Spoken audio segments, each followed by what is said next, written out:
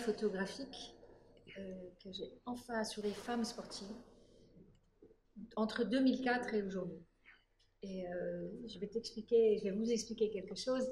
C'est que j'ai commencé par faire des photos de sport en 1983, où j'ai pu photographier Yannick Noah. J'ai gagné Roland Garros avec Yannick Noah. Et depuis, j'ai toujours photographié des hommes. J'ai jamais trouvé les moyens de photographier des femmes. J'ai enfin trouvé les moyens en créant cette série de tenues sportives incroyables, folles, à trouver du financement pour y mettre des athlètes de haut niveau. Et ça, c'était en 2004. Ce travail a été exposé dans les vitrines des Galeries Lafayette à Paris.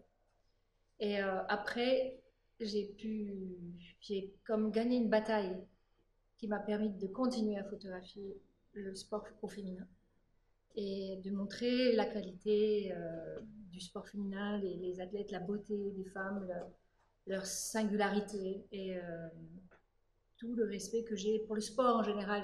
J'aime beaucoup tous les athlètes, mais je trouvais que les femmes n'avaient pas de place. Et j'avais envie, moi, de montrer cette beauté que je ressentais profondément.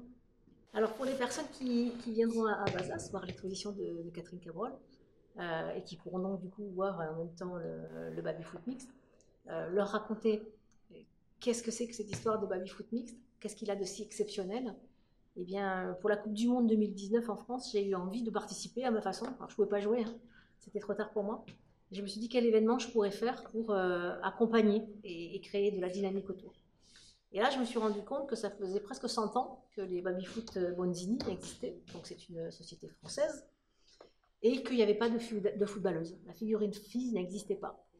Et donc, je suis allée les voir et je leur ai dit, est-ce qu'on peut faire la figurine fille? Et ils m'ont dit, banco, pourquoi pas. Et tout le monde m'a dit, génial, Nicole, tu vas nous faire un baby-foot mixte. Et je dis, ah non, non, un baby-foot fille. Je dis, non, non, moi, je me bats pour l'égalité, fille-garçon, depuis des années, hein, je vous ai dit 98, 96. Je veux un baby-foot mixte parce que c'est pas parce que les femmes arrivent quelque part que les hommes doivent faire quoi que ce soit. On doit faire du gagnant-gagnant. Et du coup, dans mon baby-foot, vous verrez, quand vous viendrez y jouer, il y a une alternance fille-garçon, fille-garçon, fille-garçon dans toutes les équipes. Ça fait 11 joueuses et 11 joueurs sur le terrain. Il y a aussi des joueurs de couleur. Voilà, je voulais aussi montrer une autre forme de discrimination qui est le racisme, en plus du sexisme. Et vous verrez qu'il n'y a qu'un seul numéro sur ce baby-foot, c'est le numéro 9, parce que j'étais avant-centre.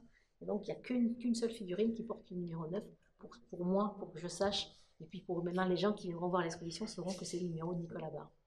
Le baby-foot qui est là, et que vous verrez à Bazas, il est unique, il est exceptionnel, parce qu'il a été peint par un artiste qui s'appelle Théo Agaï, qui est donc un artiste de street art. Et vous pourrez regarder quelle est la création qu'il a pu faire sur ce baby-foot. Il n'y en a que 7 en France, tous différents. Et vous pourrez surtout y jouer. Alors, entre parents, entre enfants, entre parents et grands-parents, entre petits, entre grands. Et j'espère surtout que quand vous viendrez, après avoir regardé l'expo.